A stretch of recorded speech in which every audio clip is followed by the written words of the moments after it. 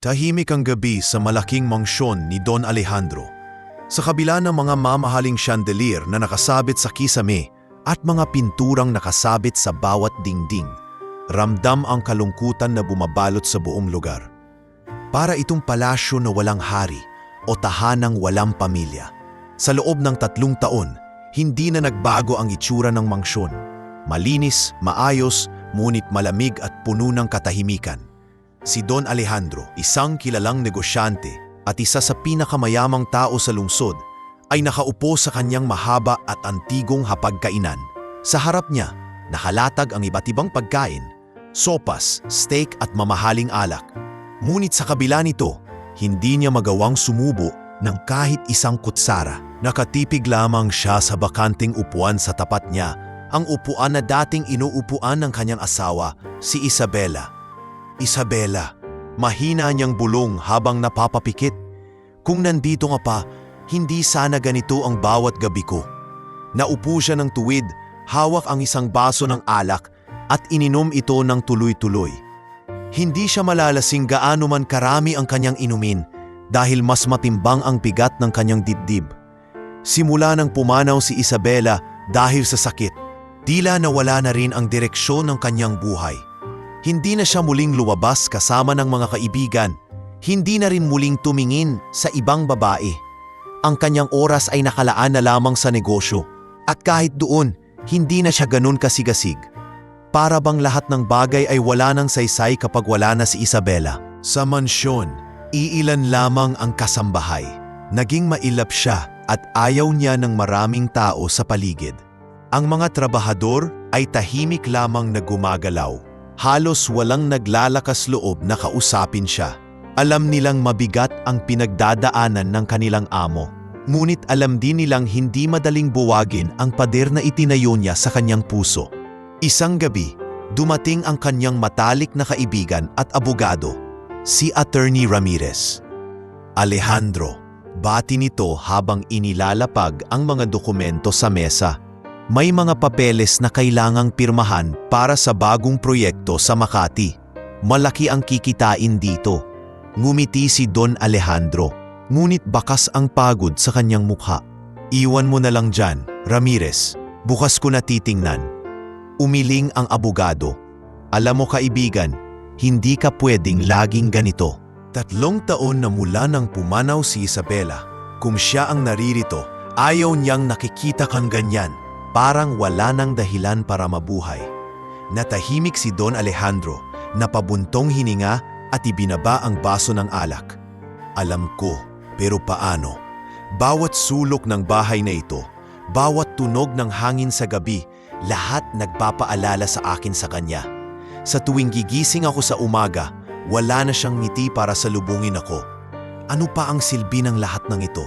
Ang mga proyekto, ang pera, ang mansyon, wala naman akong kasama. Saglit na natahimik si Ramirez bago siya muling nagsalita. Kung ganoon Alejandro, baka oras na para lumabas ka ulit. Hindi ibig sabihin na kalimutan mo si Isabela, kundi bigyan mo lang ang sarili mo ng pagkakataon na mabuhay muli. Ngunit umiling lamang si Don Alejandro. Hindi ko kaya. Ang tanging kaya ko lang gawin ay balikan ang mga alaala niya. Matapos umalis ng abogado, naglakad si Don Alejandro papunta sa ikalawang palapag ng mansyon. Huminto siya sa harap ng isang silid na matagal nang nakasara, ang silid nila ni Isabela. Ilang beses na niyang pinangakong hindi na niya ito bubuksan. Ngunit na yung gabi, hindi niya napigilan ang sarili. Dahan-dahan niyang pimihit ang seradura at bumukas ang pinto. Sumalubong sa kanya ang amoy ng lumang pabango at mga kurtinang hindi na nagalaw. Ang kama ay nakalatag pa rin, parang naghihintay ng taong hindi na babalik. Sa ibabaw ng vanity table, naroon ang kahon ng alahas ni Isabela. Lumapit siya at binuksan ito. Nandoon pa rin ang singsing na ipinagawa niya noon para sa kanilang kasal. Isa itong espesyal na disenyo na sila lamang ang may suot. Hawak-hawak niya ang singsing, tumulo ang kanyang luha. Ikaw lang ang minahal ko, Isabela, at hanggang ngayon, ikaw pa rin. Kinabukasan, bumalik siya sa dati niyang rutina. Maagang bumangon, pagpunta sa opisina at pagbabalik sa mansyon sa gabi. Ngunit kahit anong gawin niya, hindi na mawala ang lungkot sa kanyang mga mata. Kahit ang mga empleyado sa kumpanya ay nag-aalala. Ano bang nangyayari kay Sir Alejandro? Bulong ng isa. Simula nang mamatay ang asawa, hindi na siya ang dating masigla. Parang robot na lang, sagot ng isa pa. Sa opisina, tinanong siya ng isa sa mga business partner, si Mr. Sai. Alejandro, malaki ang oportunidad ng bagong investment na ito, pero kailangan ng matinding focus. Kaya mo pa ba? Tumingin lamang siya at mahinahong sumagot. Gawin ninyo kung anong makabubuti. Hindi ko alam kung may gana pa akong makialam. Umiikot ang mga buwan, ngunit ganoon pa rin ang takbo ng kanyang buhay. Palaging may mga tao sa paligid niya, ngunit ang puso niya ay nananatiling nag-iisa. Para siyang isang aninong kumikilos, isang taong walang kaluluwa. Isang gabi, habang nakaupo siya sa hardin, tinitingnan ang mga bituin, muling bumalik ang alaala ng asawa. Isabela, hanggang kailan ako ganito? Hanggang kailan ako magiging bihag ng nakaraan? Ulong niya sa hangin. At doon, sa katahimikan ng kanyang gabi, dumalaw muli ang parehong panaginip. Isang batang babae ang humihingi ng tulong. Hindi niya makita ang mukha nito, ngunit malinaw ang boses na nagsasabing, "Tulungan mo ako, huwag mo akong pabayaan." Nagising siyang pawis na pawis at kinakabahan. Hindi niya alam na ang panaginip na iyon ay magiging hudyat ng isang hindi inaasahang pagkikita, isang pagkakataong magpapabago sa lahat ng kanyang alam tungkol sa kalungkutan at magbibigay ng bagong simula sa kanyang buhay. Copy ends here. Sa mga sumunod na araw, nanatiling mabigat ang dibdib ni Don Alejandro. Walang ibang nakakakita ng tunay niyang kalagayan kundi ang mga pader ng mansyon na pinaninirahan niya. Ang bawat sulok ng kanyang tahanan ay tila may sariling kwento, mga kwentong puno ng alaala nila ng kanyang asawa. Ang mansyon, bagamat marangya, ay parang isang malaking museo ng nakaraan. Pagpasok pa lang sa malawak na sala, naroon pa rin ang malaking larawan ng kanilang kasal. Si Isabela, nakasuot ng puting gown, ay nakangiti habang nakahawak sa kanyang bisig. Doon madalas tumigil si Don Alejandro at tumitig ng matagal, halos kausapin ang larawan. "Kamusta ka na, Isabela?" Bulong niya habang nakatingin sa mata ng babae sa litrato. "Dito pa rin ako, araw-araw kitang iniisip. Hindi pa rin ako marunong mabuhay nang wala ka." Minsan ay pinipilit ng mga kasambahay na baguhin ang ayos ng sala upang mawala man lang ang bigat ng alaala. Ngunit mariin ang utos ng matanda, "Huwag ninyong gagalawin kahit ano. Gusto kong lahat ay manatili kung paano niya ito iniwan." Kaya't sa loob ng 3 taon, walang nagbago sa bahay na iyon.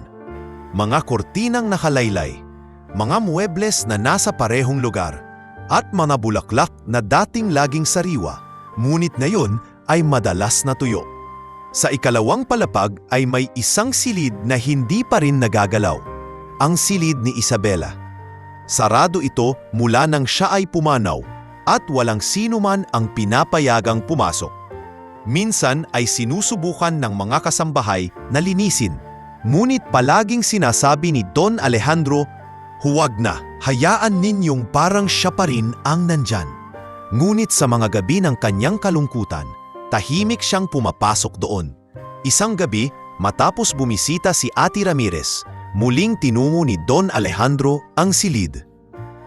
Dahan-dahan niyang binuksan ang pinto at sinalubong siya ng malamig na hangin.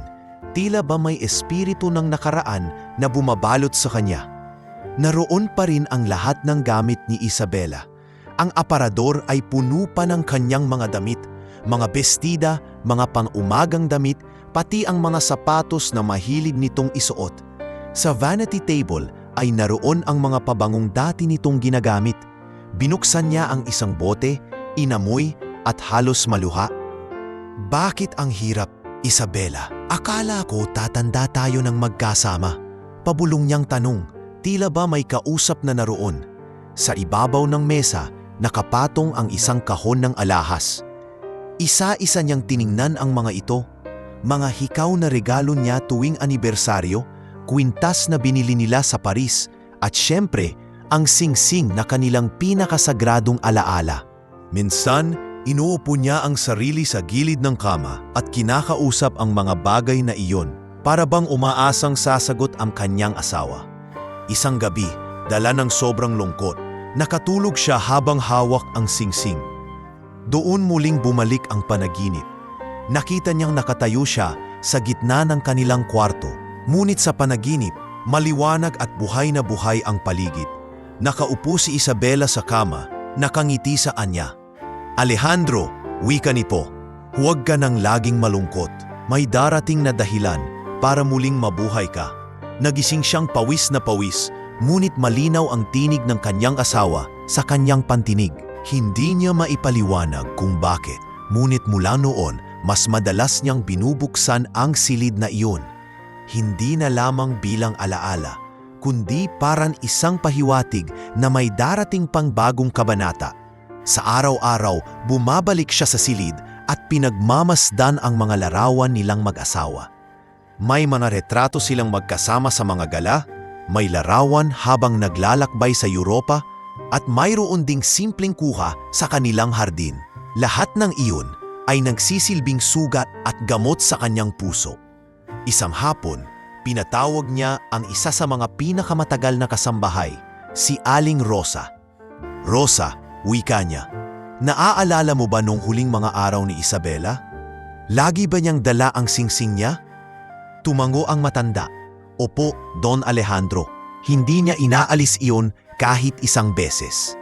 Naaalala ko, minsan pa nga ay sinabi niya na kahit mawala siya, gusto niyang manatili iyon bilang tanda ng inyong pagmamahalan. Napabuntong hininga si Don Alejandro. Oo nga, hindi ko alam kung paano ko magagawang kalimutan.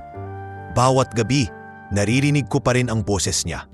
Sir, sagot ni Aling Rosa, baka oras na rin po para hayaan niyong lumapit ang ibang tao.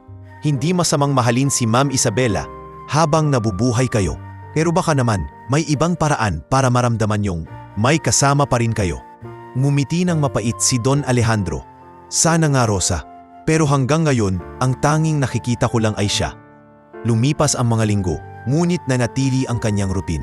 Sa umaga ay pumapasok siya sa opisina. Sa gabi ay bumabalik siya sa kanyang mansyon at muling binabalikan ang silid ng asawa. Ang mansyon na dapat sana'y puno ng saya at tawanan ay naging parang kulungan ng kanyang puso.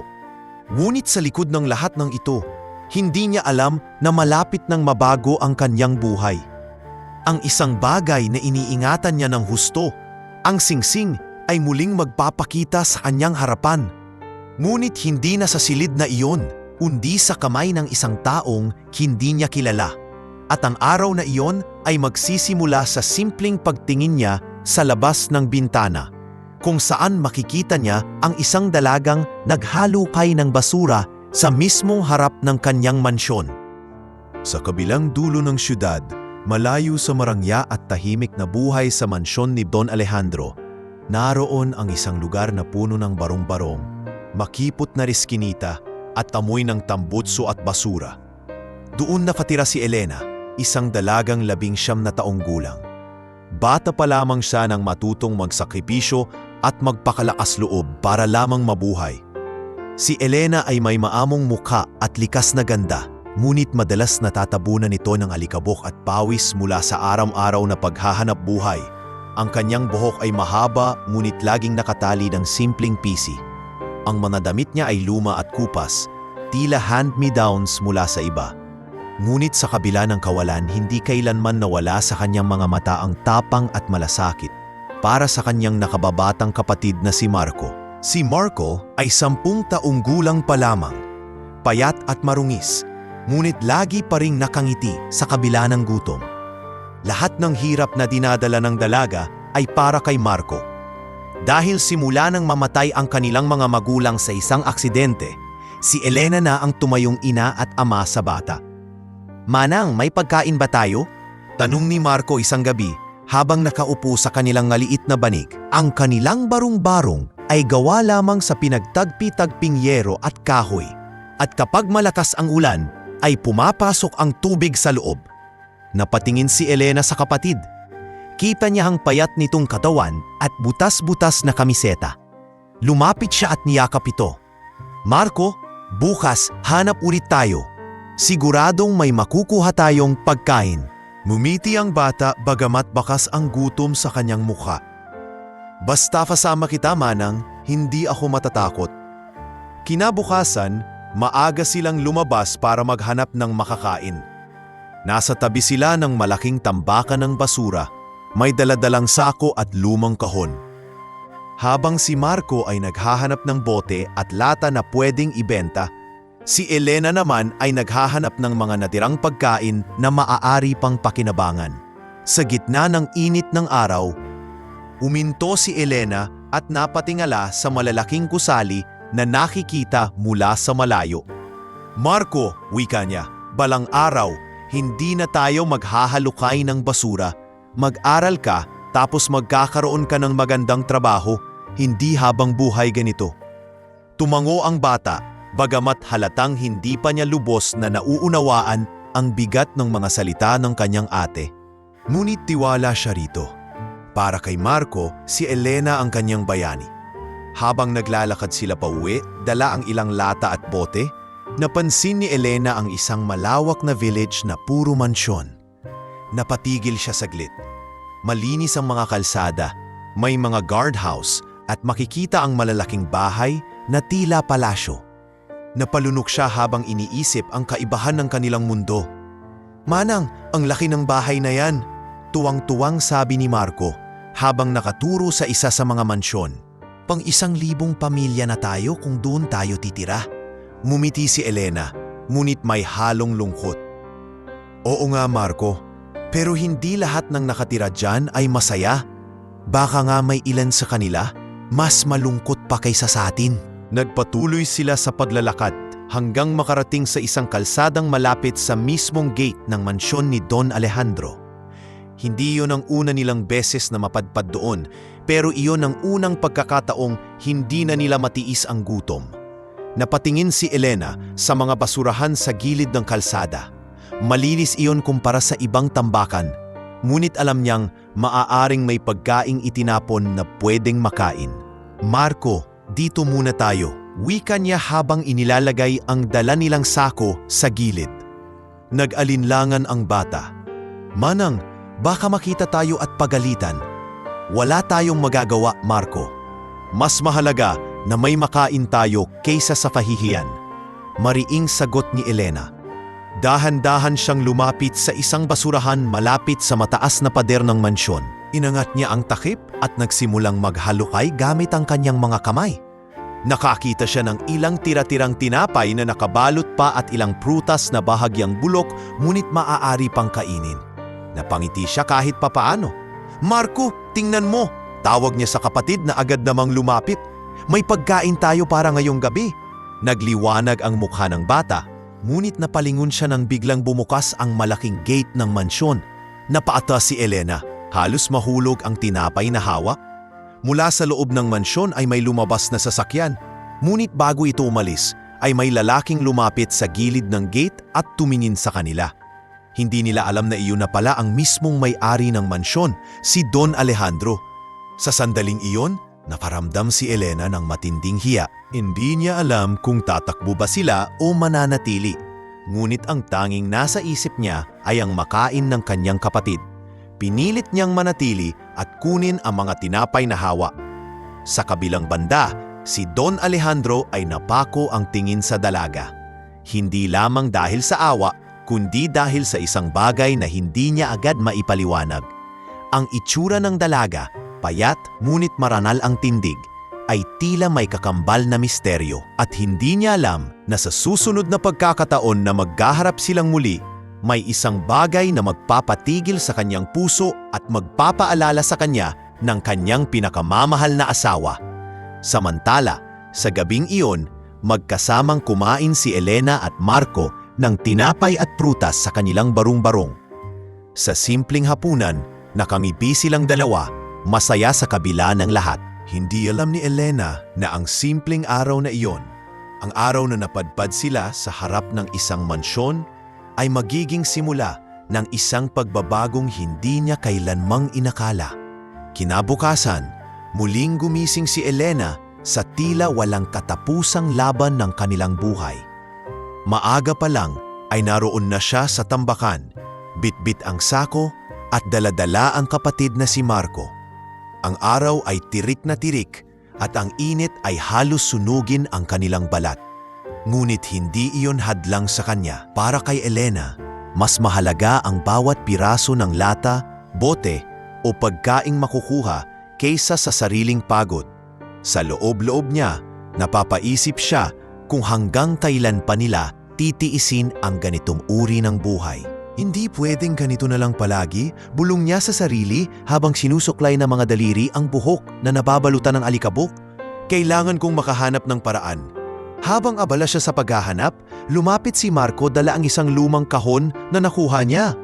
"Manang, tingnan mo, may laruan!" Wika ng bata, ipinapakita ang isang sira-sirang laruang kotse. Napangiti si Elena kahit papaano. "Ayusin natin yan mamaya para may mapaglibangan ka." Ngunit kahit nakangiti siya, ramdam niya ang bigat ng kanilang sitwasyon. Ang kanilang tiyan ay kumakalam at ang lakas nila ay halos nauubos sa gutom. Nang makita niya ang isang bahagyang buo pang tinapay sa gilid ng tambak, hindi na siya nagdalawang isip na pulutin ito. Nilinis niya gamit ang maliit na tela at iniabot sa kapatid. "Kainin mo na, Marco, para may lakas ka pa," utos niya. Ngunit umiling ang bata. "Manang, hati tayo." At sabay nilang kinain ang tinapay, nagtatagpi ng lakas sa gitna ng kanilang gutom. Paglipas ng tanghali, napadpan silang muli sa bahagi ng siyudad na puno ng mga malalaking bahay. Ang mga kalsada ay malinis, ang mga guardhouse ay bantay sarado, at ang mga gusali ay nakapinta ng bago. Sa tuwing naroroon sila, hindi maiwasan ni Elena na mapaisip tungkol sa agwat ng kanilang mundo at ng mga taong nakatira roon. "Marco," wika niya habang naglalakad, "balang araw, makakapasok din tayo sa ganyang lugar. Hindi para magnakaw o makituloy, kundi para maging karapat-dapat na mamuhay buon." Ngumiti ang bata at sumagot, "Basta kasama kita, manang, maniniwala apo." Ngunit sa oras na yon, hindi pa alam ni Elena kung paano maisa sa katuparan ang pangarap. Ang tanging mahalaga ay ang makaraos sila sa bawat araw. At sa kabila ng lahat, pinipilit niyang huwag ipakita ang panghihina para lamang manatiling matatag sa harap ng kapatid.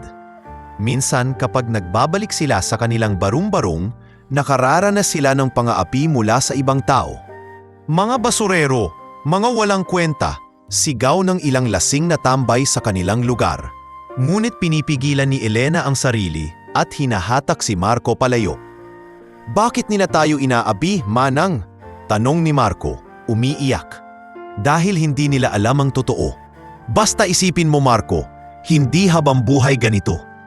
Balang araw makikita nila kung gaano kakabuti at kung gaano tayo kalakas." Isang araw, habang papalapit sila sa village, napansin ni Elena ang isang basurahan malapit mismo sa mansyon ni Don Alejandro.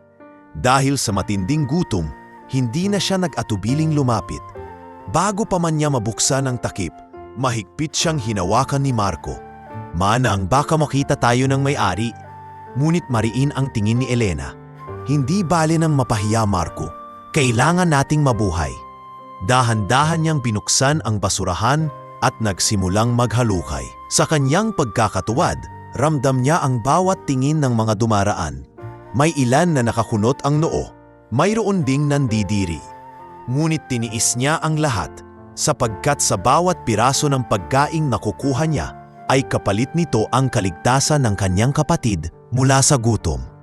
Nakita niya ang isang nakabalot pang tinapay at ilang prutas na bahagyang sira. Pinulot niya ito at ipinasok sa kanyang sako. Ngunit bago siya makalayo, naramdaman niya ang bigat ng isang tingin mula sa itaas ng mansyon. Hindi niya alam na mula sa bintana, si Don Alejandro ay nakamasid na pala sa kanya.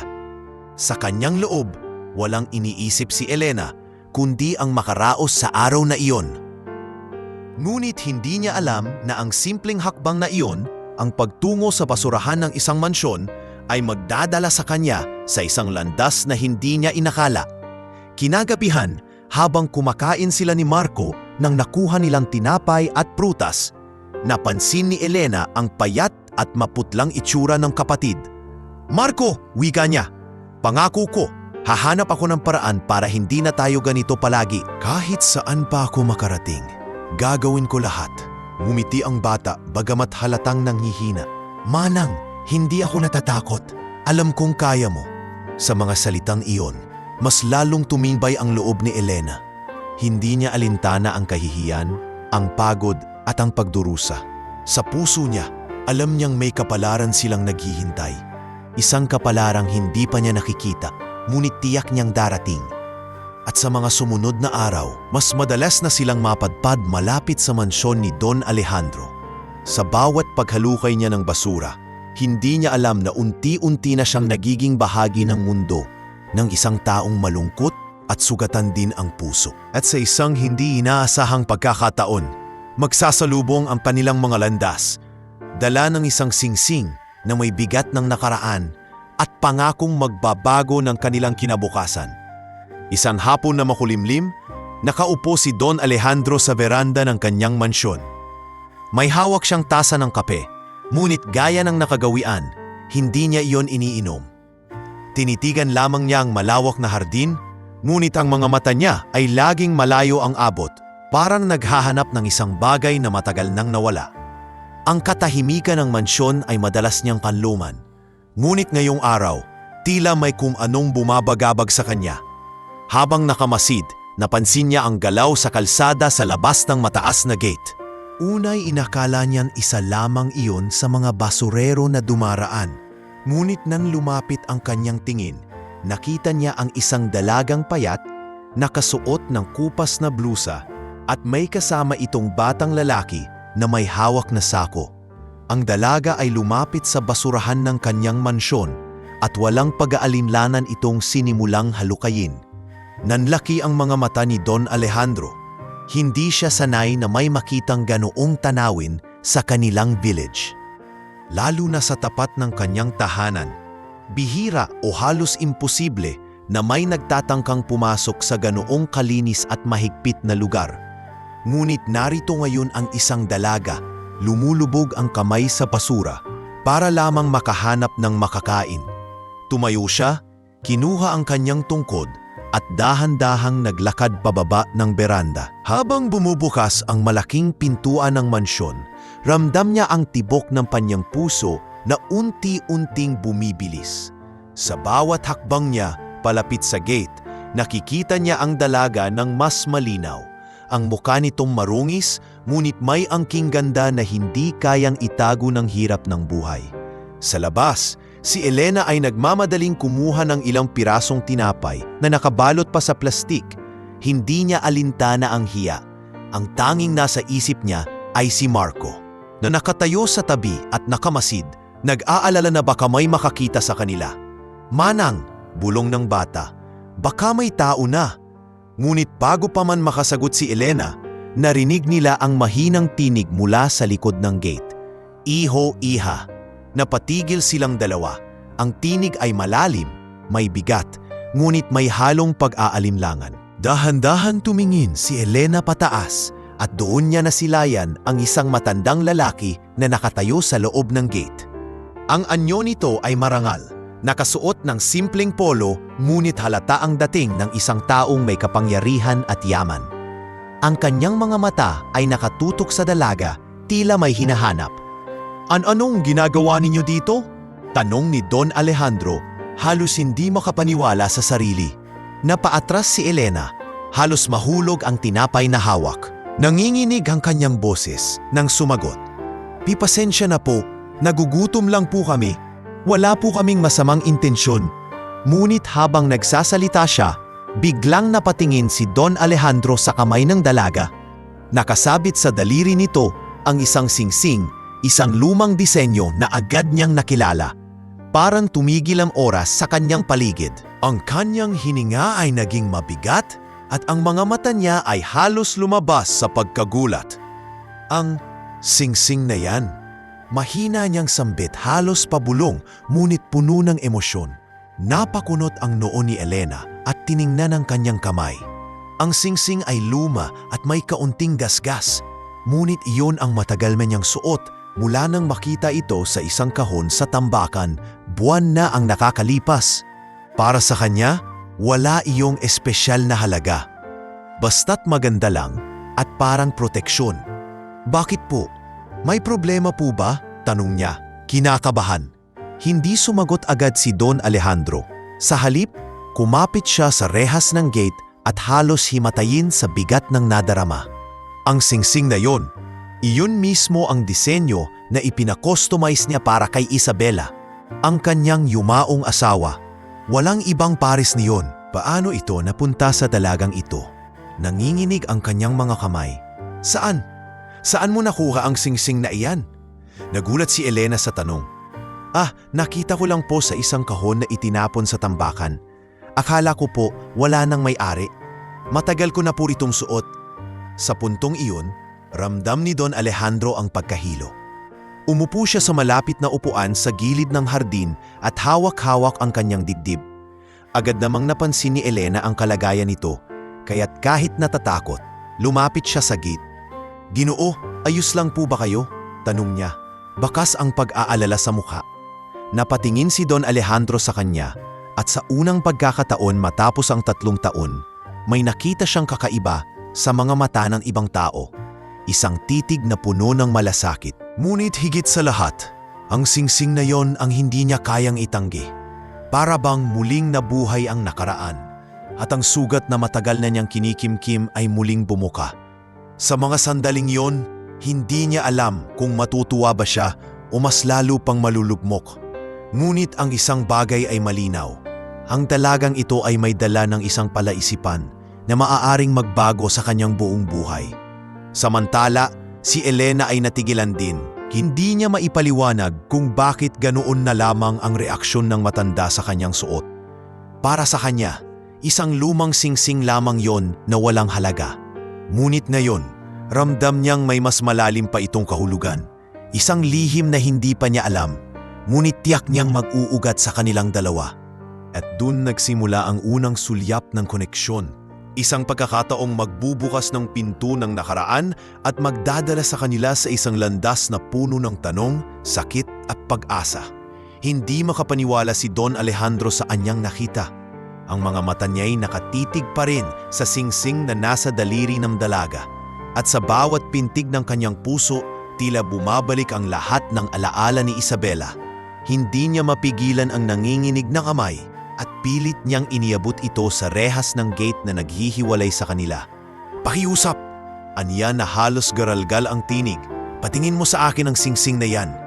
Nagulat si Elena at marahang tinakpan ng kabilang kamay ang kanyang daliri para bang natakot. "Bakit po? Ano bang meron sa singsing na ito? Matagal ko na po itong suot. Wala naman po itong halaga." Halos mapahigpit ang hawak ni Don Alejandro sa rehas. "Walang halaga, sabi mo? Iyan ang singsing ng aking asawa. Si Isabela, siya lang ang nagkaroon yan. Wala nang ibang pares." Nanlaki ang mga mata ni Elena. Hindi niya alam kung matataot ba siya o maaawa sa matandang kaharap. Naririnig niya ang panginginig ng tinig nito, parang mabibiyak ang puso.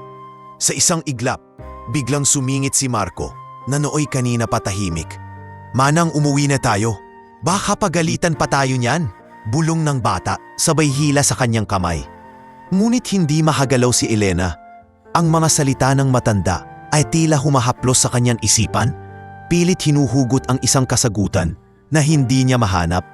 Nag-aalangan siya, ngunit naglakas loob na magsalita. "Ginoo, totoo pong nakita ko lang ito sa tambakan. May kahon po doon na puno ng mga lumang gamit. Wala pong ibang kumuha, kaya kinuha ko. Hindi ko po alam kung kanino ito dati." Napahawak si Don Alejandro sa kanyang sentido. Ramdam niya ang bigat ng pagkahilo. Paano naunta sa iyo iyan? Sa tambakan? Hindi na alam ni Elena kung anong gagawin. Gusto niyang magpaliwanag, ngunit nararamdaman niyang kahit anong sabihin niya, mas lalong hindi magiging sapat. Ang tahimik na kalye ay biglang naging parang entablado ng tensyon at ang lahat ay umiikot sa lumang singsing na suot niya. "Magandang araw po, Sir Alejandro." Sigaw ng isang bantay na lumapit. Nakapansin sa matanda na nakaupo at tila hirap sa dibdib. "May problema po ba?" Umiling si Don Alejandro, ngunit hindi maitago ang pag-aalala sa kanyang mukha. Wala, hayaan mo na." Tumayo siyang dahan-dahan, sabay lingon muli kay Elena. "Ngunit hindi ko ito palalampasin, kailangan kong malaman ang katotohanan." Nagkatinginan sina Elena at Marco. Pareho silang naguguluhan. Sa kanilang isipan, bakit ganoon na lang ang naging reaksyon ng isang mayamang tao sa isang lumang singsing na para sa kanila ay walang halaga? At higit sa lahat, bakit tila para sa kanya, buhay pa ang isang tao na matagal nang wala? Nang makabalik sa loob ng mansyon, dumiretso si Don Alejandro sa kanyang silid. Hinugot niya ang lumang kahon ng alahas ni Isabela, binuksan at tinitigan ang singsing na naroon. Ang kaparehong disenyo, isang natatanging ukit na sila lamang ang nakakaalam ng kahulugan, ay naroroon pa rin. Ngayon, paano posible na may isa pa sa kamay ng isang dalagang pulubi? "Isabela," bulong niya, habang bumabagsak ang kanyang luha. "Ano itong ibig sabihin? Bakit parang ikinokonekta ako ng mundo sa dalagang iyon?" Samantala, naglalakad pa uwi sina Elena at Marco, at hindi mapigilan ng dalaga ang pag-iisip tungkol sa nangyari. "Manang, bakit parang kilala ng matanda yung singsing mo?" tanong ni Marco, nagtataka. Umiling si Elena. "Hindi ko rin alam, Marco. Hindi ko nga alam kung anong meron dito. Basta nakita ko lang to sa isang kahon at simula noon gusto ko na lang siyang isuot. Siguro dahil maganda o baka ewan ko. Parang may hatak." "Baka malas yan," sagot ng bata, sabay buntong hininga. "Pero manang, natakot ako kanina, para siyang iiyak o aatakihin." Napahinto si Elena. Totoo, ramdam niya ang sakit at bigat sa boses ng matanda. Ngunit may bahagi rin sa kanya ang nakaramdam ng kakaibang awa. Para bang ang singsing na iyon, sa halip na simpleng bagay, ay naging susi sa isang sugat na matagal nang nakabaon. Kinabukasan, hindi mapakali si Don Alejandro. Paulit-ulit niyang iniisip ang nakita. Tumawag siya kay Attorney Ramirez. "Ramirez, kailangan kong malaman ang pinagmulan ng singsing na iyon. Magpadala ka ng tao, ipasuri mo ang lahat ng charity, pawn shop, kahit anong tala na maaaring nagbenta o nagbigay ng alahas na tulad nito. Hindi ako titigil hanggat hindi ko alam." "Ngunit Alejandro," sagot ng abogado, "hindi ba masyado mong pinapahirapan ang sarili mo? Baka naman hindi iyon ang singsing ng asawa mo. Baka kamukha lang." Mariin ang tinig ni Don Alejandro. "Hindi, Ramirez. Kilala ko ang singsing na iyon. Ako mismo ang nagpagawa. Walang ibang kopya." Habang iniimbestigahan niya ang nakaraan, si Elena naman ay lalo pang naguguluhan. Sa tuwing tinitingnan niya ang singsing, para bang nararamdaman niyang may mga matang nakamasid sa kanya. Hindi niya maipaliwanag, ngunit tila may bigat itong dala na hindi niya maintindihan. "Manang," wika ni Marco isang gabi, "itapon mo na lang kaya yan, para wala na tayong problema." Ngunit umiling si Elena. "Hindi ko alam, Marco, pero pakiramdam ko, kailangan ko tong panatilihin." Para bang may dahilan kung bakit napunta sa akin ito. Sa dalawang magkaibang mundo, ang isa'y mansyon na puno ng kalungkutan at misteryo, at ang isa'y barong-barong na puno ng gutom at pag-asa. Iisa lamang ang bagay na nag-uugnay, ang singsing.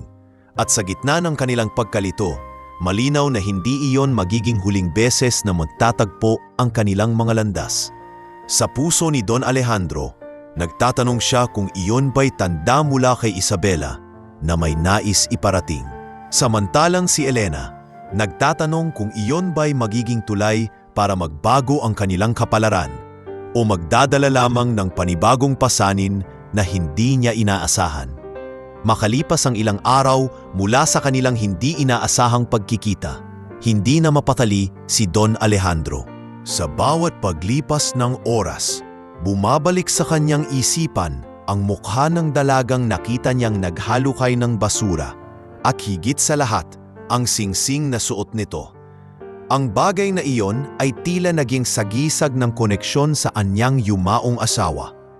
Hindi niya matanggap na basta na lamang itong mawala sa kanyang paningin. Isang umaga, nagpasya siyang tawagin ang isa sa kanyang mga tauhan. Bantayan ninyo ang mga basurahan sa tapat ng ating mansyon. Sakaling muling lumitaw ang dalaga, huwag ninyo siyang paalisin. Sa halip, ipasok ninyo siya rito sa loob at sabihan ninyo akong agad. Kaya nang muling dumating si Elena at si Marco, bitbit ang kanilang mga sako, agad itong napansin ng bantay. Iha, wika ng gwardiya, iniimbitahan kayo ng may-ari ng bahay. Huwag kayong matakot, wala kayong ginawang mali. Nagulat si Elena, agad na napatingin kay Marco na halatang kinakabahan. Manang, baka lokohin lang tayo, bulong ng bata. Ngunit pinisil ni Elena ang kamay nito. Wala tayong karapatan tumanggi, mahina niyang tugon. At saka, baka wala naman talagang masama. Dinala sila sa loob ng mansyon. Sa unang pagkakataon, nasilayan ni Elena ang marangyang lugar na dati pinagmamasdan lamang nila mula sa labas ng gate. Ang malalaking chandelier, ang marmol na sahig at ang malawak na hagdanan ay halos hindi kapanipaniwala para sa kanya. Napatingin siya kay Marco at kitang-kita ang paghanga ng bata. Ang ganda, manang, bulong ni Marco. Parang palasyo sa mga napapanood natin. Hindi nagtagal, bumaba mula sa ikalawang palapag si Don Alejandro. Nakasuot siya ng simpleng barong, ngunit bakas pa rin ang kanyang karisma at autoridad. Ang kanyang mga mata ay agad na tumuon kay Elena. Salamat at pumayag kayong pumasok, wika niya, habang lumalapit sa kanila. Maaari ba akong makausap kayong sandali? Umiling si Elena. Pasensya na po kung nakaistorbo kami noon. Wala po kaming masamang intensyon. Nagugutom lang po kami. Tinitigan siya ni Don Alejandro ng seryoso. Hindi ako nagagalit. Ang totoo, gusto kong magpasalamat dahil napakita mo sa akin ang isang bagay na matagal ko nang akalay na wala. Tumigil siya sandali, saka itinuro ang singsing na nasa daliri ng dalaga. Iyan, napayuko si Elena, halos itago ang kanyang kamay. Sabi ko na po, nakita ko lang ito sa tambakan. Kung gusto niyo po, ibabalik ko. Ngunit umiling si Don Alejandro. Hindi ko hihingin yan. Kung napunta sa iyo, marahil may dahilan. Ngunit nais kong ialok sa inyo ang mas higit pa. Nagulat si Elena at tiningnan siya ng diretso. Ano pong ibig ninyong sabihin? Manirahan kayo rito. Pansamantala, hindi bilang kasambahay, hindi bilang utusan, kundi bilang mga panauhin. Ayokong makita kayong naghahalukay ng basura para lamang makafain. Hayaan ninyong ako ang mag-alaga sa inyo. Nanlaki ang mga mata ni Elena. Ano po? Hindi maaari. Hindi po kami nababagay dito. Isa lang kaming pulubi. Baka po isipin ng iba. Pinutol siya ni Don Alejandro. Hindi mahalaga kung ano ang isipin ng iba. Ang mahalaga, hindi kayo magugutom at hindi na mabihirap ang kapatid mo. Lumingon siya kay Marco na nakatingin sa kanya ng may pag-asa at kaba. Ikaw, iho, anong masasabi mo? Gusto mo bang manatili rito? Saglit na nag-alinlangan si Marco, ngunit mabilis na tumango. Opo, gusto ko po. Sabay tingin sa kanyang ate. Manang, pumayag ka na, para hindi na tayo magutom. Napapikit si Elena at napabuntong hininga. Ramdam niyang mabigat ang desisyon, ngunit sa isip niya, tama si Marco, hindi ito tungkol sa kanila lamang, kundi tungkol sa kinabukasan ng bata. Kung ganoon, wika niya sa dulo, tatanggapin ko po ang alok ninyo, pero may isang kondisyon. Tumingin si Don Alejandro, tila nagulat. Ano yon? Hindi po ako tatanggap ng tulong na walang kapalit. Hayaan ninyo akong magtrabaho dito sa loob. Kahit anong gawain, tatanggapin ko. Maglilinis, maglalaba, magluluto. Basta hindi ko mararamdaman na umaasa lang kami sa inyo. Isang mahinang ngiti ang gumuhit sa labi ni Don Alejandro.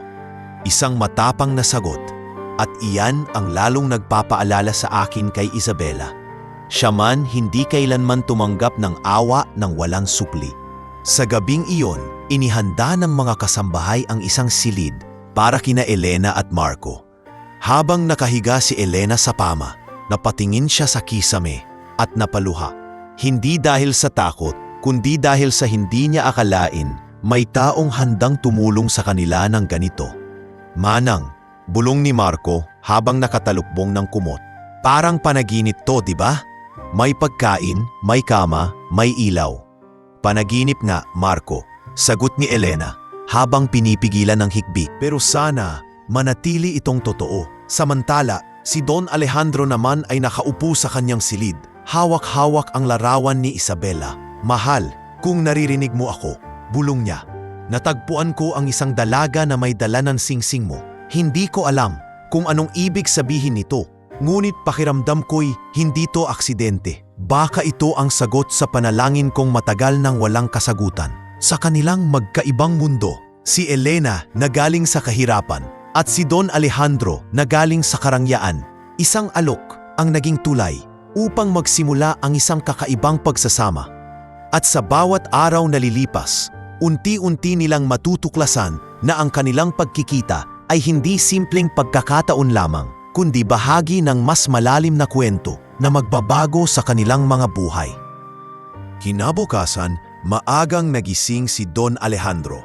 Ang mga unang sinag ng araw ay tumatagos sa malalaking bintana ng kanyang silid. Ngunit sa halip na maramdaman ang init at ginhawa, tila ba lalo siyang nabalisa. Sa buong magdamag, hindi siya nakatulog ng maayos dahil paulit-ulit na bumabalik sa kanyang alaala ang mukha ni Elena at ang singsing na suot nito. Habang nagkakape, tinawagan niya si Attorney Ramirez. Ramirez, hindi ako mapalagay. Kailangan kong malaman kung paano napunta sa dalagang iyon ang singsing. Ako mismo ang nagpagawa ng disenyo at imposibleng magkaroon ng kopya. Alam kong ito'y kay Isabela. Kung saan man ito nagmula, dapat kong alamin. Sumagot ang abogado, may halong pag-alala. Alejandro, baka masyado kang naaapektuhan. Hindi ba't matagal nang wala si Isabela? Ang singsing na iyon, baka napunta lamang sa kung kani-kanino. Hindi lahat ng tanong ay may kasagutan. Ngunit mariin ang tining ni Don Alejandro. Hindi ako titigil hanggat hindi ko nalalaman ang pinagmulan nito. Pakiramdam ko, may mensahe si Isabela na hindi ko pa naunawaan. Samantala, si Elena naman ay nagising din ng maaga. Hindi pa siya sanay matulog sa malambot na kama at halos hindi rin siya mapakali. Habang pinagmamasdan ng kapatid niyang si Marco na mahimbing na natutulog, naisip niya kung tama bang tinanggap nila ang alok ni Don Alejandro. Baka mas lalo tayong mapahamak, bulong niya sa sarili. Ngunit para kay Marco, kailangan kong kumapit. Pagbaba niya sa kusina, sinalubong siya ng mga kasambahay. May ilan na nakatingin ng may pag-aalinlangan at may ilan namang tila walang tiwala. Ngunit hindi siya nagpatalo sa hiya. Agad niyang inalok ang sarili. Ako na po ang maghuhugas ng mga plato, wika niya, sabay ngiti. Hindi ako sanay na nakaupo lang habang may ibang nagtatrabaho. Napapingin ang isa sa mga kasambahay, si Aling Rosa. Kung yan ang nais mo, iha. Pero tandaan mo, hindi mo kailangang pilitin ang sarili. Inanyayahan ka rito para sa ginhawa, hindi para magtrabaho. Mumiti si Elena. Mas panatag ako kung may ginagawa ako. Ayokong isipin ng kahit sino na umaasa lang kami. Habang abala siya, lumapit si Don Alejandro. Tinitigan niya ang dalaga at saglit na napatingin muli sa singsing. Elena, wika niya, nais kong itanong muli. Sigurado ka bang hindi mo alam ang pinagmulan ng singsing na iyan? Tumigil si Elena sa paghuhugas at lumingon. Ginoo, paulit-ulit ko pong sinasabi. Nakura ko lang ito sa tambakan. Wala akong alam kung kanino ito dati. Napabuntong hininga si Don Alejandro. Kung ganoon, ako na ang maghahanap ng kasagutan. Sa mga sumunod na araw, nag-umpisa siyang mag-imbestiga. Pinatawag niya ang ilang dating kaibigan ng kanyang asawa, pati na rin ang mga dating tauhan ng mga charity na sinuportahan ni Isabela. Naghanap siya ng manatala kung saan maaaring napunta ang ilan sa mga gamit ng kanyang yumaong asawa. Minsan, sa kanyang silid, nakikipag-usap siya sa larawan ni Isabela. Mahal, kung ito'y isang palatandaan mula sa iyo, ipakita mo sa akin ang daan. Hindi ko kayang mabuhay ng walang linaw. Sino si Elena sa buhay na iniwan mo? Samantala, si Elena ay nagsisimula na ring mamuhay sa loob ng mansyon. Ngunit hindi naging madali ang lahat. Maraming kasambahay ang nagdududa sa kanya. May mga bulungan sa tuwing nadaraan siya.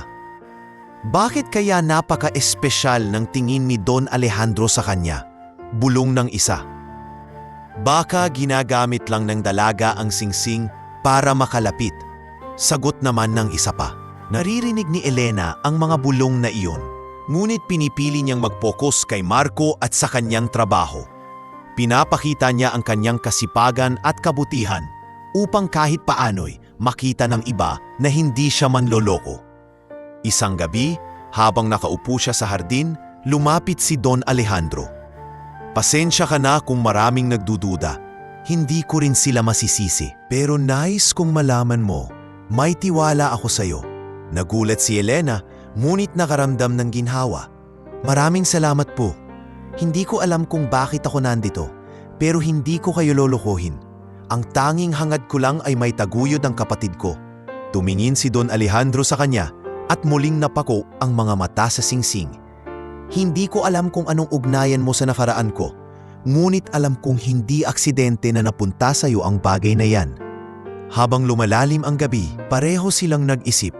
Si Don Alejandro kung paano makakahanap ng kasagutan sa palaisipang bumabagabag sa kanya. Si Elena naman kung paano niya kakayaning manatili sa isang lugar na puno ng mga mata na nakatingin at humuhusga. Ngunit sa puso nilang dalawa, iisa ang unti-unting bumubuo ang pangangailangang malaman ang katotohanan.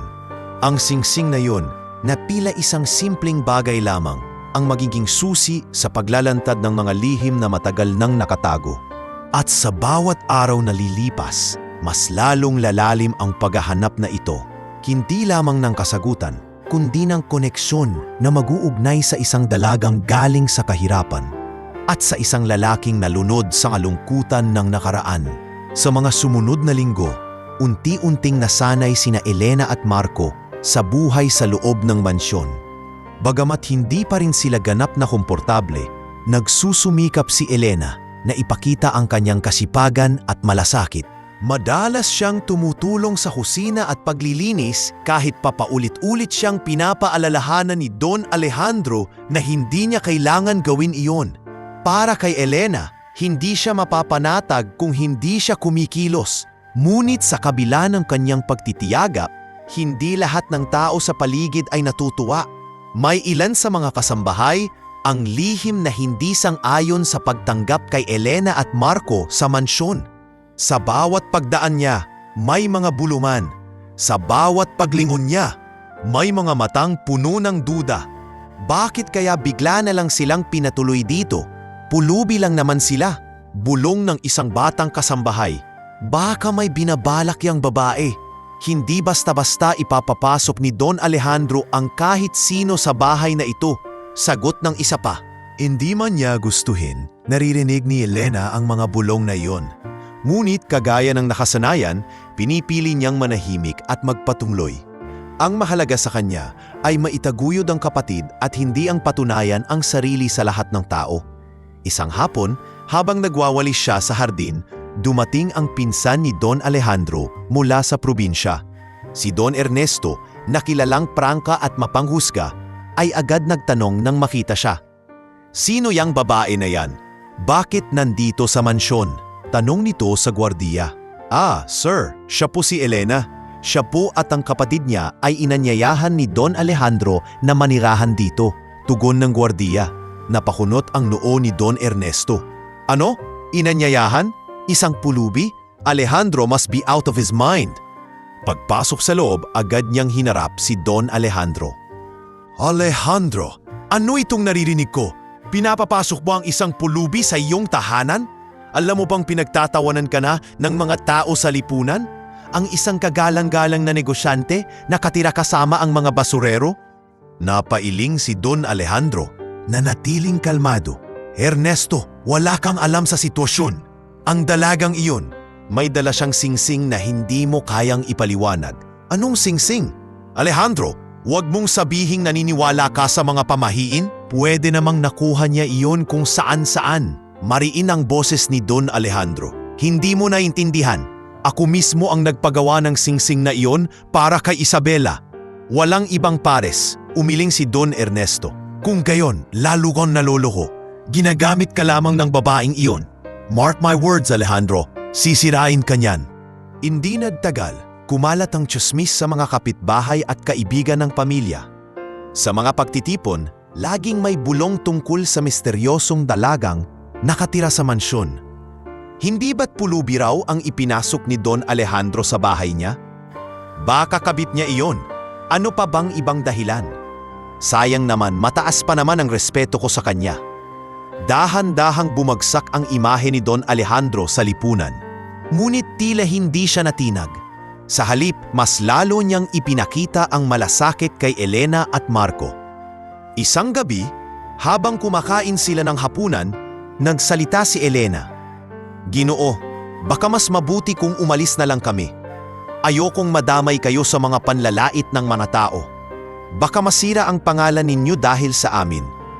Tinitigan siya ni Don Alejandro. Seryoso ang mga mata. "I'm sorry. I can't assist with that request. I'm sorry. I can't assist with that request." Alam mo, baka kaya lang pinapatira dito yan ay dahil hawak niya si Don Alejandro sa leeg. Baka ginagamit niya ang singsing na yan. Tama ka, pulubi lang naman siya. Ano bang meron sa kanya? Napaluha si Elena, ngunit pinunasan niya agad ang kanyang mga mata. Hindi siya maaaring sumuko. Para kay Marco, kailangan niyang tiisin ang lahat. Samantala, si Don Alejandro ay nakatanggap ng isang liham mula sa kanyang pamilya sa probinsya. Nasa tono ito ng paninisi at pagtutol. "Alejandro, hindi kami sang-ayon sa iyong ginagawa. Hindi mo dapat kinukupkop ang isang babaeng hindi mo kilala. Nakakahiya ka sa ating angkan. Kung hindi mo ititigil ito, mapipilitan kaming lumayo sa iyo." Matagal na nakaupo si Don Alejandro sa kanyang silid. Hawak-hawak ang liham. "Isabela," bulong niya sa larawan ng asawa, "kung naririnig mo ako, bigyan mo ako ng lakas. Laban ito na hindi ko alam kung kaya ko." Ngunit sa kanyang puso, malinaw na hindi na siya makakabalik sa dati. Ang singsing na iyon at ang dalagang nagdala ni O ay naging bahagi na ng kanyang buhay. At kahit ang buong lipunan ay humusga, hindi niya hahayaang mawala ang pagkakataong tuklasin ang katotohanan. Sa labas ng mansyon, patuloy ang usap-usapan. Ngunit sa loob, unti-unti nang nabubuo ang isang samahang susubok sa lahat ng pader ng lipunan. Isang samahan na kailangang patunayan kung ang koneksyon ba nilang dalawa ay dala ng pagkakataon o itinadhana ng isang mas malalim na dahilan. Isang umaga, habang abala si Elena sa pagtulong sa kusina, dumating ang isang bisita sa mansyon. Isang babaeng nakabihis ng marangya, may mamahaling alahas at pabango na agad bumalot sa buong sala. Ang kanyang pangalan ay Victoria, pinsan ni Isabela. Kilala siya bilang isang mapag-ambisyong babae na matagal nang nakatingin sa yaman ni Don Alejandro. Victoria, bati ni Don Alejandro nang makita ito, may halong pagtataka at pagkabahala sa boses. "Bihira ka nang magpakita rito. Ano ang sadya mo?" Ngumiti si Victoria, ngunit halatang may laman ang mga mata nito. "Alejandro, syempre gusto kitang kamustahin. Ngunit higit sa lahat, may narinig akong mga balita na hindi ko pwedeng palampasin. Totoo bang may pinatira kang pulubi dito sa mansyon? Isang dalagang napulot mo lang kung saan." Nanlamig si Elena na naririnig ang usapan mula sa kusina. Gusto niyang lumayo at wag nang makialam, ngunit hindi niya maialis ang kaba. Umupo si Victoria sa sala, tumikhim at nagpatuloy. "Hindi ako makapaniwala. Isang taong kagalang-galang, hinahangaan sa negosyo at lipunan, ngayon ay pinagtatawanan. Alejandro, ano ang nangyayari sa iyo? Nabubulag ka na ba?" Marihing sumagot si Don Alejandro. "Victoria, wala kang karapatang husgahan si Elena. Hindi mo siya kilala." Ngumiti ng mapanlait si Victoria. "Hindi ko siya kilala, ngunit kilala ko ang mga katulad niya. Gagamitin ka lamang nila, Alejandro. At ikaw, na marupok dahil sa pagkawala ni Isabela, ay madaling mahuhulog sa kanilang pitag." Lumapit si Elena, hindi na nakatiis. Tasensya, habang patuloy na binabatikos ng lipunan ang pagtanggap ni Don Alejandro kina Elena at Marco, may isang tao na tahimik na nagmamasid at nagbabalak ng sariling plano. Si Victoria, pinsan ng yumaong si Isabela. Kilala si Victoria sa kanilang pamilya bilang mapaghangad at tuso. Noon pa man, naiinggit na siya kay Isabela dahil ito ang pinakasikat, pinakamamahal at pinakasentro ng atensyon ng kanilang angkan. Sa pagkamatay ng pinsan, inakala niyang siya na ang magiging pinakamalapit kay Don Alejandro. Ngunit hindi nangyari iyon. Nang mabalitaan niyang may isang dalagang pulubi na nakapasok sa mansyon at tila pinagkakatiwalaan ng matanda, nag-init ang kanyang dugo. Hindi ako papayag na isang hamat na babae mula sa lansangan ang tatayo sa lugar na dapat akin. Bulong niya sa sarili habang nakatingin sa salamin. Isang gabi, nagpunta siya sa mansyon na hindi inaasahan. Nakasuot ng magarang damit, nakataas ang noo at may dalang mga papel na para bang may dalang mahalagang balita. Pagpasok pa lamang niya, agad na nagtaka ang mga kasambahay. "Oy, si Ma'am Victoria po," bulong ng isa. "Siguradong may dala na namang problema," dagdag ng isa pa. Nang makita siya ni Don Alejandro, agad siyang bumati. "Victoria, ano ang sadya mo? Hindi ka naman karaniwang dumarating ng walang paalam." Ngumiti si Victoria ng matamis, ngunit malamig. "Alejandro, dumating ako dahil nabalitaan ko ang bago mong kinakasama dito sa mansyon." Napatigil si Don Alejandro. "Hindi sila kinakasama. Pinatuloy ko sila bilang mga panauhin. Huwag kang gumawa ng maling konklusyon." Mumiti palalo si Victoria, ngunit bakas ang panlilin lang sa mga mata. "Kung ganoon, ipakita mo sa akin ang babaeng iyon. Gusto ko siyang makilala." Tinawag ni Don Alejandro si Elena, na nooy naglilinis sa kusina. Paglapit ni Elena, agad siyang sinipat mula ulo hanggang paa ni Victoria. "Ikaw ba ang sinasabi nilang pulubi na pinapapasok dito? Hindi ka nahihiya? Ginagamit mo lang ang awa ng pinsan kong si Alejandro." Nagulat si Elena at agad na napayuko. "Pasensya na po, hindi ko po intensyon na manggulo. Kung ayaw niyo po, aalis na lang kami." Ngunit bago pa siya makapagsalita ng tuluyan, nagsalita si Don Alejandro. "Tama na, Victoria. Ako ang nagdesisyon na patirahin sila rito. Kung may problema ka, sa akin mo sabihin, hindi sa kanila." Napatunayan ni Victoria na hindi niya basta-basta matitilag si Elena sa ganitong paraan. Kaya nag-isip siya ng mas tusong plano.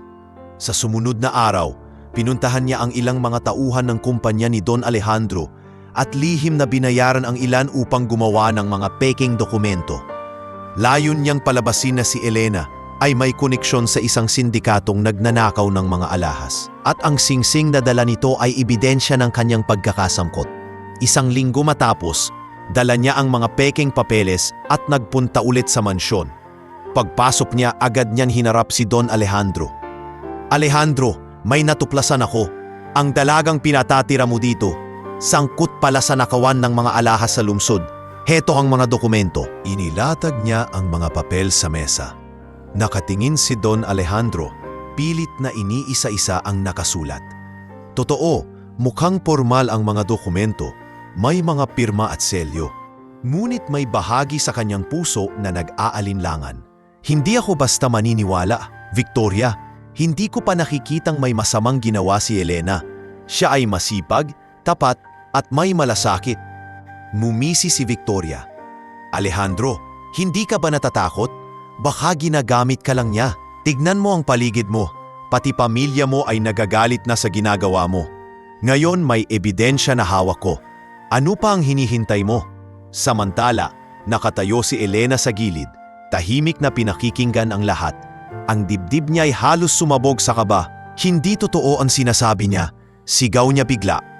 "Wala akong kinalaman sa mga sinasabi mong nakawan. Ang singsing na ito, nakita ko lang sa tambakan. Hindi ko alam na may ganitong halaga ito sa iba." Ngunit mumisi lamang si Victoria at lumapit sa kanya. "Magaling kang magsinungaling, pero tandaan mo, iha, hindi mo ako maloloko. Sa oras na bumigay si Alejandro sa katotohanan, mawawala ka rin dito." Pinilit ni Don Alejandro na manatiling kalmado. "Elena, huwag kang matakot. Alam kong hindi mo gagawin ang mga paratang na ito." Ngunit sa kabila ng kanyang pagtitiwala, hindi niya maalis ang maliit na butil ng pagdududa. Kung totoo ang mga dokumentong hawak ni Victoria, paano niya ipagtatanggol ang dalaga laban sa paninira. Kinagabihan, habang mag-isa sa kanyang silid, hawak ni Don Alejandro ang larawan ni Isabela.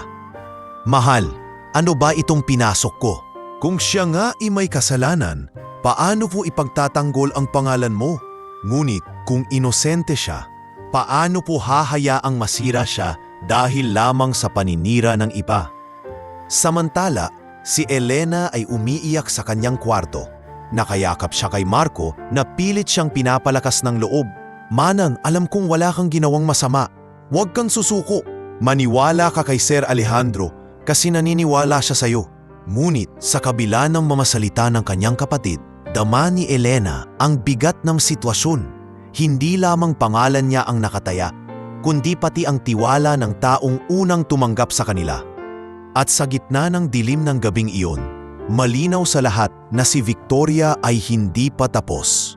Ang mga susunod na hakbang niya ay mas tuso, mas mapanganib at maglalagay kay Elena sa binip ng pagkasira. Maliban na lamang kung ang katotohanan ay lalabas at ipapakita kung sino talaga ang tunay na manlilinlang. Kinabukasan, maagang bumangon si Elena kahit halos wala siyang tulog.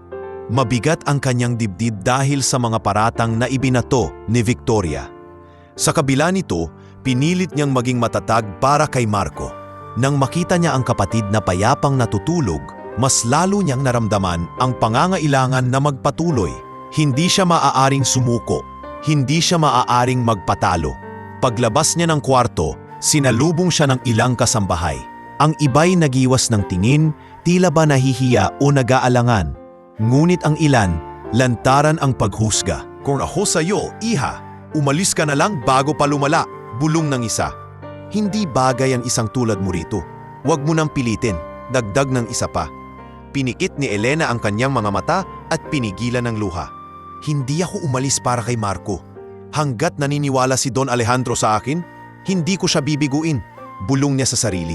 Pumunta siya sa kusina at agad na nag-alok ng tulong. "Ako na po ang maghuhugas ng mga plato," sabi niya kay Aling Rosa, ang pinakamatandang kasambahay. Tinitigan siya ni Aling Rosa ng matagal bago ngumiti. "Kung talagang gusto mong patunayan na wala kang masamang intensyon, ipakita mo sa gawa.